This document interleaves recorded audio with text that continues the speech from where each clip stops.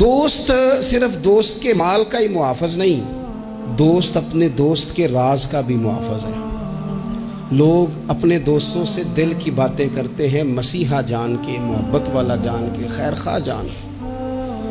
اپنی خاص بات لوگ بتا گئے، اس نے تو بڑا خیر خواہ جان کے بات کی تھی، لیکن مزاج تھا غیبت کا، طبیعت تھی چغلی کی، باتیں کرنے کا چسکا تھا، ذائقہ لگا ہوا تھا زبان کو کہانیاں سنانے کا، تو اس نے بڑا اعتماد کر کے بات بتائی اور اس نے آگے سنانی شروع کر دی۔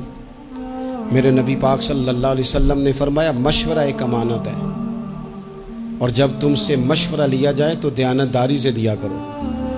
تمہیں کوئی بندہ اپنے گھر کی ذاتی بات بتا کے تم سے رائے لے رہا ہے، تم اسے نشر کر رہے ہو، آگے بیان کر رہے ہو۔ کبھی اپنے دوستوں کا راز ادھر ادھر نہ کریں، پوری طرح اس پر پابند رہیں، امین بنے۔ کسی کی بات پتہ چل جائے پھر اس پر ڈیوٹی کریں، پھر اس کو سنبھال کے رکھیں۔ یاد رکھنا، میرے نبی پاک علیہ السلام نے فرمایا ہے اگر تم کسی شخص کو رسوا کرو گے نا تو تم 7 کمروں میں پیچھے بھی بیٹھے ہوئے تو اللہ تمہیں وہاں رسوا کر دے گا۔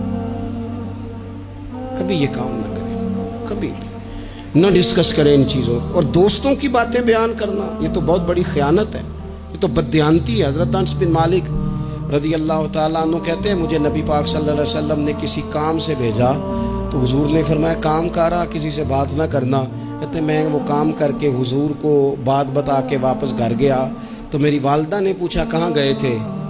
مائیں پوچھتی ہیں دیر سے کیوں آئے ہو؟ تو میں نے کہا اماں یہ نبی پاک کا راز ہے، میں نے نہیں عرض کرنی۔ کہتے ہیں اٹھ کے میری ماں نے میرا ماتھا چوما، کہنے لگی پتر میں راضی ہوں، محبوب جو کہیں اس کی ہمیشہ حفاظت کرنا۔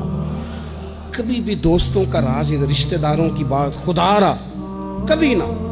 پرانے لوگ بڑا ڈرتے تھے اللہ تعالیٰ سے، بڑا ڈرتے تھے بڑے بڑے خیر خواہ لوگوں سے۔ جب ہم اپنے دوستوں کی، میں ایک جگہ پہ بیٹھا تھا تو 2-3 دوست اور بھی تھے، وہ اٹھ کے چلے گئے تو سنگی میرے ساتھ بڑی ان کی غیبتیں کرنے لگ گیا، تو میں غور سے سن رہا تھا۔